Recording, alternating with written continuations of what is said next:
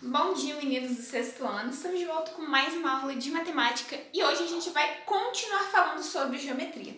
Hoje a gente vai estudar a apostila da página 92 até a página 96. Só uma coisa, se você está começando a assistir essa aula e você ainda não me enviou aquela atividade lá de segunda-feira que eu tinha pedido para enviar, corre, pausa essa aula e me envia agora a atividade de segunda-feira, tá? Por quê? Você vai me enviar a atividade hoje da aula de segunda-feira. Aí, na nossa aula de quinta-feira, que vai ser a nossa aula pelo Zoom, você vai me entregar a atividade dessa aula que eu tô gravando agora. Aí, na quinta-feira, eu vou corrigir essas duas atividades. A atividade de segunda e a atividade que eu estou passando hoje. Mas a atividade de segunda-feira é para ser entregada agora. Então, corre lá e entrega a atividade se você está assistindo essa aula, mas ainda não entregou. Gente, vamos lá.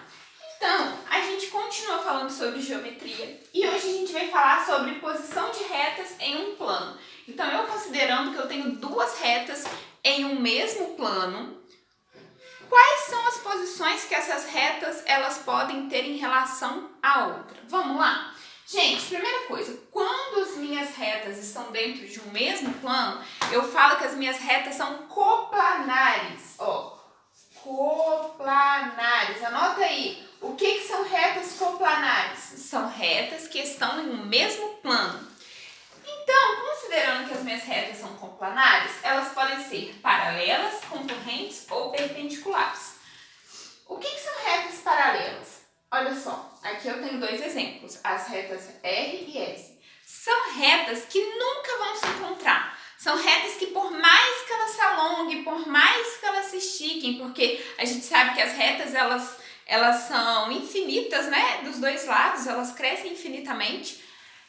Elas nunca vão se encontrar, porque a distância entre elas, ó, a distância entre elas daqui até aqui, daqui até aqui, daqui até aqui, a distância entre elas é sempre a mesma. Elas nunca vão se encontrar.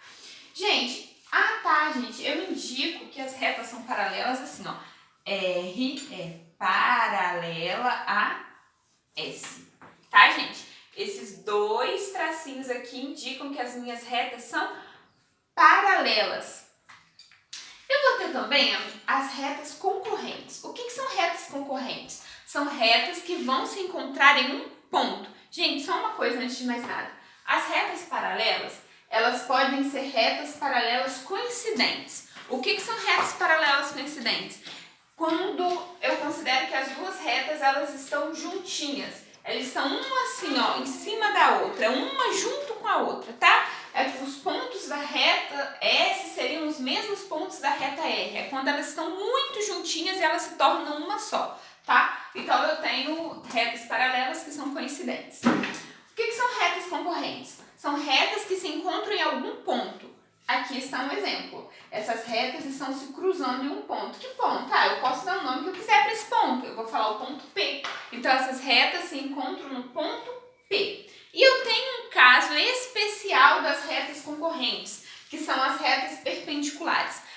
As retas perpendiculares, elas são concorrentes, só que os ângulos que se formam entre elas, ó, são ângulos de 90 graus. Então, toda vez que você falar de reta perpendicular, você vai lembrar que ela vai formar um ângulo de 90 graus com a outra reta. E o ângulo de 90 graus, gente, ele é indicado por esse quadradinho com um pinguinho no meio. Olha lá na página... Olha aqui na página 92 para você ver, ó. Esse quadradinho aqui no meio, ele indica que o ângulo é de 90 graus. E como que eu escrevo que as retas são perpendiculares? Eu faço R, eu faço esse símbolo aqui, ó, para indicar que ela é perpendicular à reta S. Gente, o que quer dizer um ângulo de 90 graus? Só para vocês entenderem. Imagine uma rua reta, né, gente? Uma rua retinha. E eu tenho ali um poste. Você já viu um poste tombado? Então, esse poste tombado não serve. É o poste que ele é em pezinho perfeitamente. Então, o ângulo que a rua reta com esse poste retinho formaria seria um ângulo de 90 graus, ou ângulo reto, tá? Eu também falo que um ângulo de 90 graus é um ângulo reto, ok? Gente, agora a gente vai falar de semi-retas e segmento de reta, que são coisas diferentes. Gente, o que é uma semi-reta? Eu tenho aqui uma ela cresce infinitamente para os dois lados, né? Então, minha reta R, eu faço um ponto sobre ela, o ponto D. Pode ser qualquer nome de ponto, tá, gente? Aqui eu tô dando o nome que eu acho que eu quero. Então, vamos lá, eu tenho o ponto D. Eu pego a minha reta e eu reparto ela aqui no meio, ó. Eu parto ela aqui exatamente no ponto D. O que acontece? Eu fico com o ponto D e ela crescendo infinitamente para esse lado e outro pedaço do ponto D que cresce infinitamente para o outro lado. Isso é semi-reta. Ela não é uma reta, por quê? Porque ela só cresce para um lado. Olha aqui, observa que a minha semi-reta, ela só está crescendo para esse lado. Esse lado aqui ela tem início, mas ela não tem fim. Desse lado tem início, mas não tem fim. Então, por isso que é semi-reta. Eu falo que a reta R, que é a reta que eu parti para eu traçar as duas semi-retas, para eu encontrar as duas semi-retas, ela é a minha reta suporte das semi-retas. Como que eu falo o nome dessas semi-retas? Eu falo assim, ó, o ponto D, que é o ponto por onde ela começa, e o R, que é da reta R, que era suporte. E eu faço, ó, uma setinha. Observa que a setinha, ela está pro lado de onde a reta cresce, né, gente?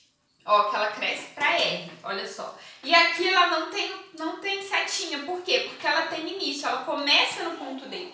Se eu quiser diferenciar, ó, porque aqui também começa no ponto D e cresce pro lado da reta R. Cresce para cá, né, gente, no caso.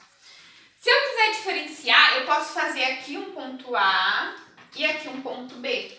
Por quê? Porque aí eu posso falar, ó, é a mesma coisa, tá, gente? Que é uma reta, que é uma semi-reta, que começa no ponto D e segue pelo ponto A. Olha lá, ó, e setinha. Começa no ponto D e segue pro ponto A. E essa semi-reta aqui, ela começa no ponto D e segue pro ponto B.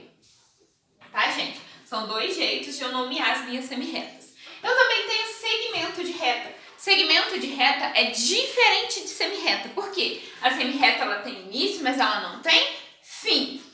O segmento de reta, ele tem início e fim. Ele não é infinito, ele não cresce infinitamente. Ele tem o tamanho dele. Olha só, eu tenho aqui a minha semi-reta, eu tenho aqui a minha reta T, por exemplo.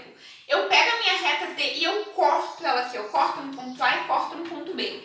Eu corto e pego um pedaço. Então, segmento de reta, eu peguei um pedacinho da reta pra mim, ó.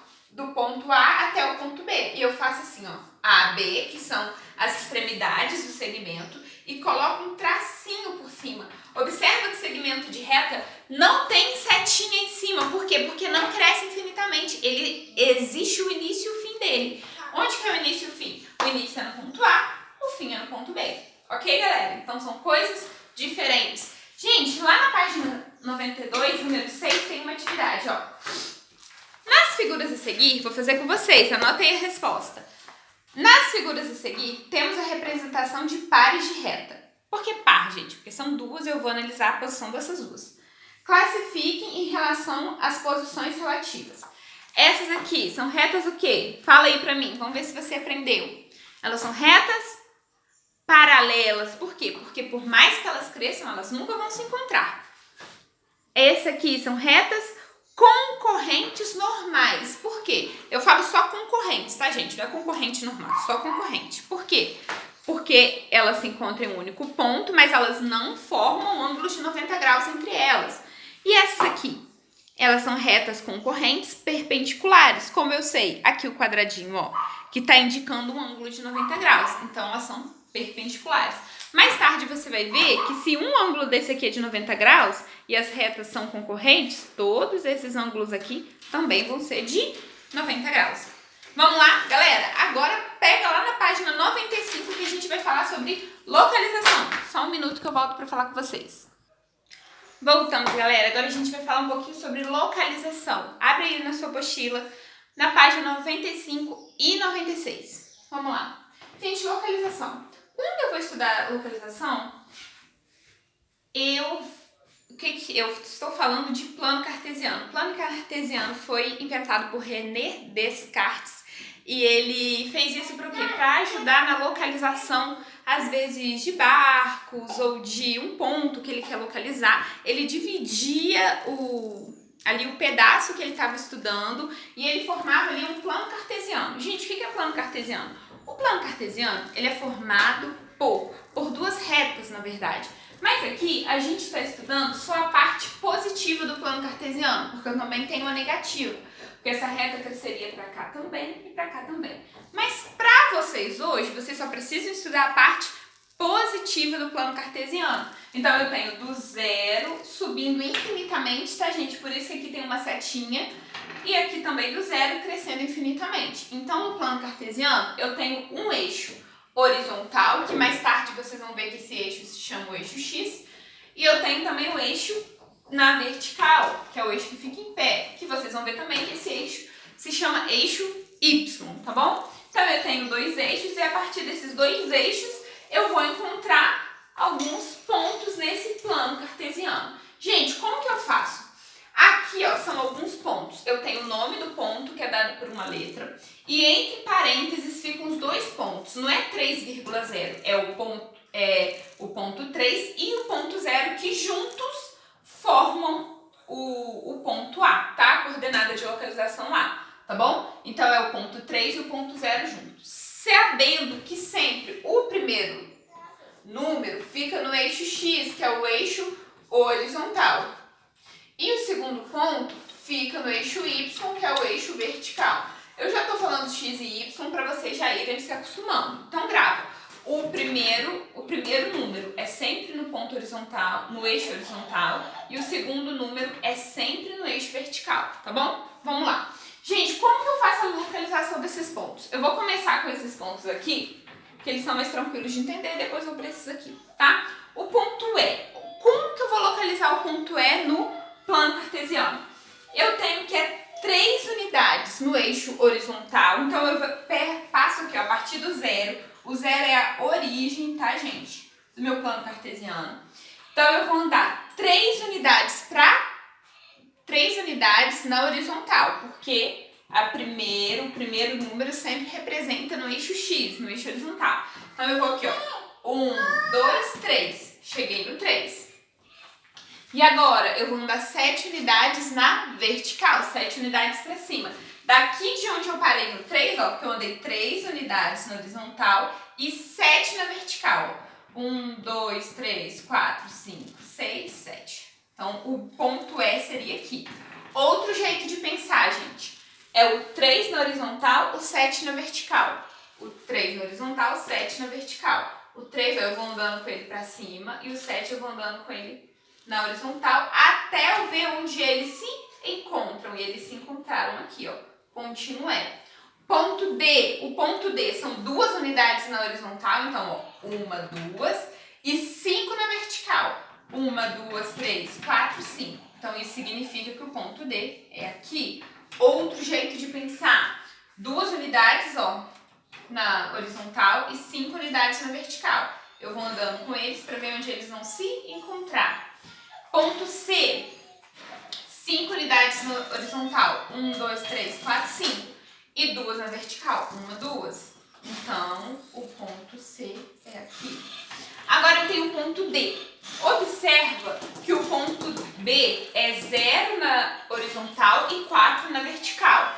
Então, o ponto B, ó, 0 na horizontal, ele fica no 0 e eu ando 4 unidades na vertical. Então, 1, 2, 3, 4. Então, o ponto B, ele fica em cima do eixo Y, do eixo vertical. Ponto A, que é 3 e 0, eu ando 3 unidades na horizontal, 1, 2, 3, e na vertical eu não ando nenhuma. Por quê? Porque é 0. Então, o ponto A é aqui. Tá bom, gente? Agora, vamos supor que eu tenho esse ponto aqui, o ponto F, e eu quero saber qual que é a coordenada dele, tá? Esses pontos são as coordenadas. Quais são as coordenadas dele? Eu quero achar o valor dele no X e o valor dele no Y. Lembra, o primeiro número é sempre na horizontal, o segundo sempre na vertical. Então, ó, eu vou olhar na horizontal, se eu abaixar ele aqui, onde que ele tá pegando? Tá pegando no 7, ó. Na horizontal, ele pega no 7. Então, 7. E na vertical, ó, se eu fizer assim, ó. Ó, 1, 2, 3, 4, 5. Então, na vertical são 5. Então, na verdade, esse ponto F é o ponto 7 e o ponto 5. São os números 7 e 5 que representam essa coordenada. Gente, aqui hoje eu não vou pedir para vocês desenharem, tá? As nossas atividades hoje são só para encontrar esses pontos. Gente, para a casa de vocês. Vamos lá. Para casa. Página 93, número 7. Então, página 93, número 7. Tá? O que você vai fazer? Você vai analisar essas retas e esses pontos que estão aqui e você vai responder as perguntinhas. Por exemplo, letra A. Quais são os pontos pertencentes ao plano alfa? Todo ponto que estiver dentro do plano alfa pertence a ele. Então, o ponto A, o ponto B, o ponto R, o ponto S, todos esses pontos pertencem ao plano. É só para você responder, tá bom? E página 96... número 12 e número 13. Na número 12, ele te dá os pontos, ó, ponto A, ponto B, não, ponto G, ponto B, ponto V, ponto H, ponto T, e para você encontrar no plano, igual eu fiz aqui, ó, da mesma forma que eu fiz aqui, que eu achei que eu tinha esses pontos e encontrei ele aqui, você vai fazer do mesmo jeito. E na número 13 já é diferente, ele te dá os pontinhos aqui no plano cartesiano, ó, e pede para você dar as coordenadas dele, igual eu fiz no F. Que o F eu tinha só o pontinho, mas não tinha as coordenadas. Você que vai encontrar, tá bom? E galera, ponto extra, página 95, número 11. Esse é o ponto extra. Mas só vale ponto extra se fizer as outras, ok? Galera, até a próxima aula. Um beijo, tchau!